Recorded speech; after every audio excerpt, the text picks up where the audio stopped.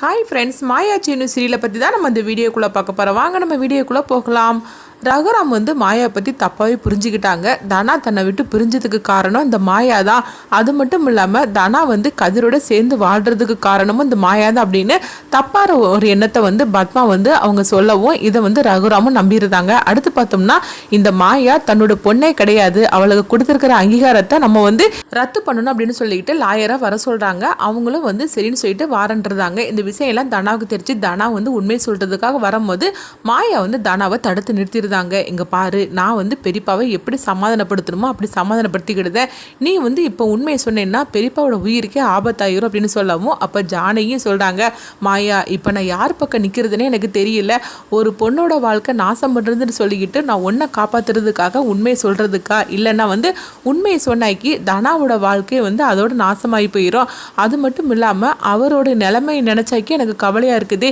ஏற்கனவே அவர் உடம்பு சரியில்லாதவர். இந்த உண்மையெல்லாம் தனாவை பற்றின எல்லா உண்மையை தனா சொல்லிட்டாருன்னா அதுக்கப்புறம் அவருடைய நிலைமை நினைச்சாலே எனக்கு என்ன நடக்குமோ தெரியல. இப்போ என்ன பண்ணுறதுக்குன்னு சொல்லிட்டு இக்கட்டான ஒரு நிலைமையில நான் இருக்கிறேன். அப்படிங்கும் போது அப்போ மாயா சொல்கிறாங்க, பெரியம்மா நீங்கள் ஒன்றும் கவலைப்பட வேண்டாம், பெரியப்பாவை கண்டிப்பாக சமாதானப்படுத்திடலாம். அவர் என்னதான் கோவப்பட்டாலும் சரிதான், அதுக்கு என்ன முடிவு பண்ணணும்னு சொல்லிக்கிட்டு நான் யோசனை பண்ணிக்கிடுதேன். ஆனால் இப்போ எந்த உண்மையும் நீ சொல்லிட வேண்டாம் தானா அப்படின்னு சொல்லவும் தானா சொல்கிறாங்க, எதுக்கு மாயா, என்னால் தானே இவ்வளோ பிரச்சனை, நான் அப்பா கிட்ட சொல்லிட்டோம்னா கண்டிப்பாக அவர் உன்னை மன்னிச்சு ஏற்றுக்கிடுவார். அது மட்டும் இல்லாமல் அவர் உன்னை பொண்ணே இல்லைன்னு சொல்லிக்கிட்டு அவர் இந்த மாதிரிக்கு செய்ய போகிறாரு. அது என்னால் எப்படி ஏற்றுக்க முடியும்? இந்த பிரச்சனைக்கு எல்லாத்துக்கும் காரணம் நான் தானே, என்னால் தானே இவ்வளோ பிரச்சனையும், அதனால நான் அப்பா கிட்ட உண்மையை சொல்லிடுது அப்படிங்கும்போது மாயா சொல்லிடுதாங்க, இங்கே பாருதானா ஏன் மேலே சத்தியமா நீ எந்த உண்மையும் சொல்லக்கூடாது, நீ இங்கேருந்து கிளம்பு, நான் பார்த்துக்கிடுது அப்படின்னு சொல்லவும் தானா அழுதுகிட்டே அங்கேருந்து கிளம்புறாங்க. ஜானகியும் மாயாவோட நிலைமையை பார்த்துட்டு தானாவோட நிலைமையை பார்த்துட்டு அவங்களும் அழ ஆரம்பிச்சிருந்தாங்க. அடுத்து பார்த்தோம்னா லாயர் வரவும் பத்மா ரொம்பவே சந்தோஷப்பட ஆரம்பிச்சிருந்தாங்க.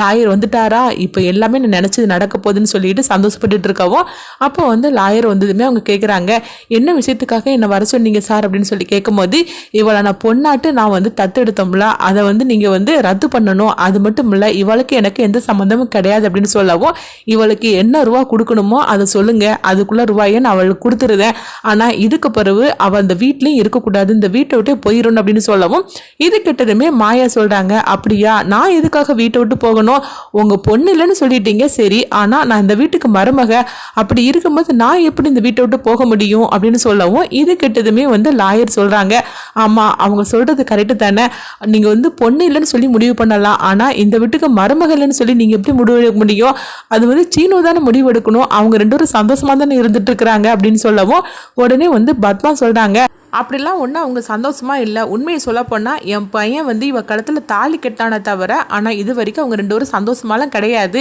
அது மட்டும் கிடையாது, இவளை நான் என் மருமகளாகவே நான் இது வரைக்கும் நான் ஏற்றுக்கிட்டதே கிடையாது.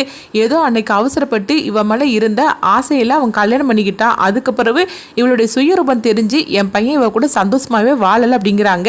அப்போ சீனு வர வீட்டில் இல்லாமல் இருக்கிறாங்க. உடனே மணி சொல்கிறாங்க, என்ன பத்மா நீ இந்த மாதிரிக்கெல்லாம் பேசிகிட்டு இருக்கிற, அவங்க ரெண்டு பேரும் சந்தோஷமாக தான் இருக்கிறாங்க, அது எப்படி இல்லைன்னு சொல்லிட்டு நீ முடிவெடுக்க முடியும், அது சீனுவும் மாயா முடிவெடுக்க முடியும் அப்படிங்கும்போது உடனே பத்மா சொல்றாங்க, என் பையன் நான் என்ன சொன்னாலும் அதை தாண்ட மாட்டான், நான் என்ன சொல்றேனோ அதுதான் கேட்டு நடப்பான், கூடிய சீக்கிரத்துல என் பையன் இவளை டைவர்ஸ் பண்ண போறா அப்படின்னு சொல்லவும் இது கிட்டதுமே மாயா அப்படியே ஆக்ரோஷமாக மாறுதாங்க.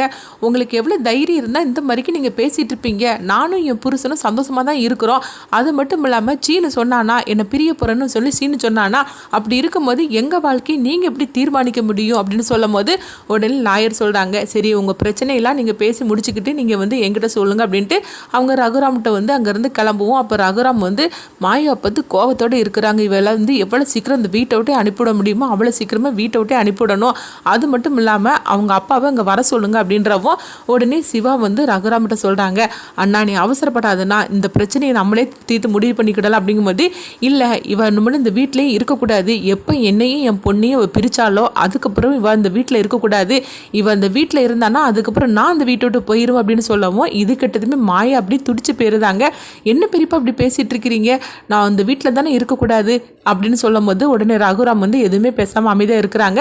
அப்போ வந்து பார்த்தோம்னா ஜானகி வந்து சொல்கிறாங்க, என்னங்க இப்படிலாம் நீங்கள் சொல்லிட்டு இருக்காதீங்க, என்ன இருந்தாலும் சரி தான், சீனுவை அவள் கல்யாணம் பண்ணி இருக்கிறா, அவள் இந்த வீட்டுக்கு மருமக, அப்படி இருக்கும்போது நீங்கள் எப்படி இந்த மாதிரிலாம் நீங்கள் சொல்லலாம் அப்படிங்கவும் உடனே பத்மா சொல்கிறாங்க, இப்போ என்ன நீ சீனுவும் இவளும் பிரிஞ்சுட்டாக்கி இவள் வீட்டை விட்டே போயிடலாம்ல அப்படின்னு சொல்லவும் உடனே ஜானகி வந்து அப்படியே பத்மாவை பார்க்குறாங்க. ஆமாம் நீ இவ்வளோ நாள் இவளை நான் மருமகளாக நான் ஏற்றுக்கவே இல்லை, அது அண்ணனுக்காக தான் நான் பொறுத்திருந்தேன், எப்போ அண்ணனே வந்து இவளை பொண்ணு இல்லைன்னு சொல்லிட்டாரோ அதுக்கு பிறகு இவன் இந்த வீட்டிலே இருக்கக்கூடாது, கூடிய சீக்கிரத்திலேயே இவளும் சீனுவும் பிரிய போகிறாங்க, என் பையன்ட நான் பேசி இவளை வந்து நான் விவாகரத்து பண்ண சொல்கிறேன் அப்படின்னு சொல்லவும் இது கெட்டதுமே மாயா வந்து சொல்கிறாங்க, அப்படியா உங்களுக்கு என்ன பண்ணணுமோ பண்ணிக்கிடுங்க அப்படின்னு சொல்லிட்டு மாயா போகவும் இதெல்லாம் பார்த்துட்டு ஜானகி வந்து சாமி முன்னாடி நின்று அவங்க அழ ஆரம்பிச்சிருந்தாங்க. கடவுளே என்ன கடவுளே, எல்லா பிரச்சனையும் தீரணும்னு சொல்லி தானே நான் கோயிலுக்கு வந்தேன், ஆனால் இங்கே வந்ததுக்கு அப்புறமா பிரச்சனைக்கு மேலே பிரச்சனை வந்துட்டு இருக்குது. இப்போ தான் சீனுவும் மாயாவும் கொஞ்சம் சந்தோஷமா இருந்தாங்க, அதே மாதிரிக்கு கதிரும் தானாவும் அவங்களும் சந்தோஷமா இருந்துட்டு இருந்தாங்க. ஆனால் நான் கோயிலுக்கு போயிட்டு வந்ததுக்கு அப்புறமா இவ்வளோ பிரச்சனைகள் வந்துட்டு இருக்குது, இந்த பிரச்சனைக்கு ஒரு முடிவே கிடையாதா? அது மட்டும் இல்லாமல் மாயாவை வீட்டை விட்டு அவர் போக சொல்றாரு. இன்னொரு பக்கம் பத்மா என்னன்னா மாயாவுக்கு சீனுவையும் டைவர்ஸ் பண்ணதுக்காக எல்லாம் ஏற்பாடு பண்ண போறேன்னு சொல்லிட்டு இருக்கிறா. அப்படி எதுவுமே நடந்துடக்கூடாது, என் 2 பொண்ணுங்களுடைய வாழ்க்கையை நீ தான் எப்படியாவது நல்ல மாதிரிக்கு எடுத்து கொடுக்கணும். அது மட்டும் இல்லாமல் இவர் வந்து மாயாவை பற்றி புரிஞ்சுக்கிடணும், கதிரும் தானாவும் சீக்கிரமாகவே இந்த வீட்டுக்கு வரணும், இதெல்லாம் எப்போ நடக்க போதோ தெரியல அப்படின்னு சொல்லிட்டு ஜானகி வந்து ரொம்பவே சோகத்தோடு இருக்கவும் அடுத்து பார்த்தோம்னா இங்கே நடக்கிற எல்லா விஷயமும் வந்து மகாலிங்க மூலியமா புவனேஸ்வரிக்கு தெரிய வருது. புவனேஸ்வரி இதை கிட்ட ரொம்பவே சந்தோஷப்பட ஆரம்பிச்சிருந்தாங்க. என் குடும்பத்தையே அந்த மாதிரி ஊரை விட்டு ஒதுக்கி வச்சது மட்டும் இல்லாமல் எங்கள் அண்ணனையும் எங்கள் அண்ணன் பையனே வந்து இப்படி அடிச்சாம்லா, இன்னைக்கு அவன் குடும்பத்தில் இவ்வளோ பிரச்சனை வருதா, இந்த பிரச்சனையை வச்சு நான் என்னெல்லாம் பண்ணுறேன் பார் அப்படின்னு புவனேஸ்வரி வந்து சொல்லிட்டு இருக்கிறாங்க.